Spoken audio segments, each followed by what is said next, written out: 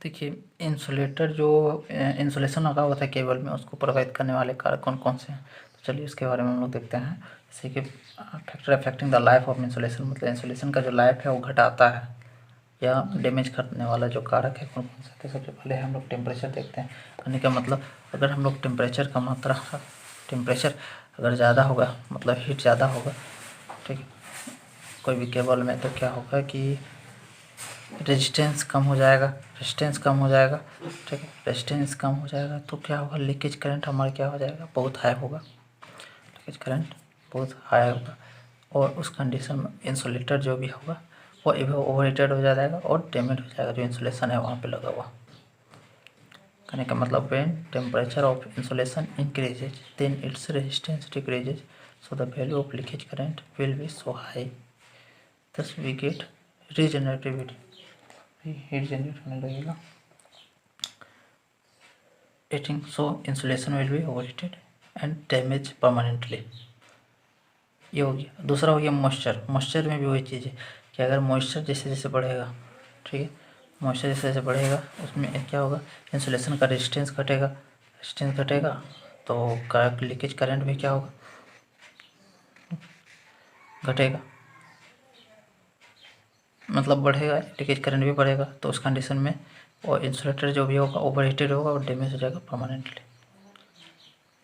या आप बोल सकते हैं मैकेनिकल स्ट्रेस में भी क्या है कि अगर मैकेनिकल स्ट्रेस धीरे धीरे बढ़ेगा, जैसे कि ऊपर में जो तनाव होता है, मतलब खिंचाव जो होगा वो बढ़ेगा, तो बढ़ने के कारण क्या, मतलब एक सर्टेन लिमिट के साथ तक वो बढ़ेगा, खिंचाएगा, तो क्या होगा कि जो केबल है वो क्या हो जाएगा, क्रैक या डैमेज हो जाएगा, ठीक है, परमानेंटली।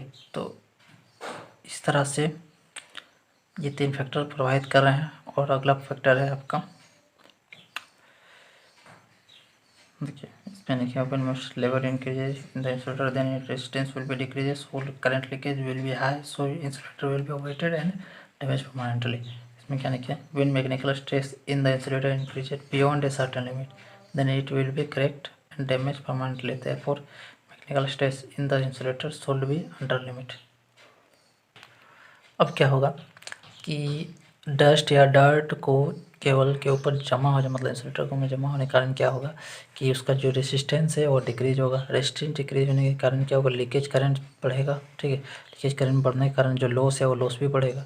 तो इंसुलेटर जो होगा ओवर हीटेड हो जाएगा और डैमेज भी हो सकता है। यानी कि डस्ट और डर्ट भी हमारे लिए काफ़ी इंपॉर्टेंट है कि ज़्यादा गंदा नहीं होना चाहिए इंसुलेटर को अगर लाइफ बढ़ाना है तो। जैसे कि due to a combination of dust and dirt over an insulator causes decrease in resistance, so value of leakage current will be more, so loss will be more, thus insulator will overheated and damage permanently। अब है अगला factor है impurity.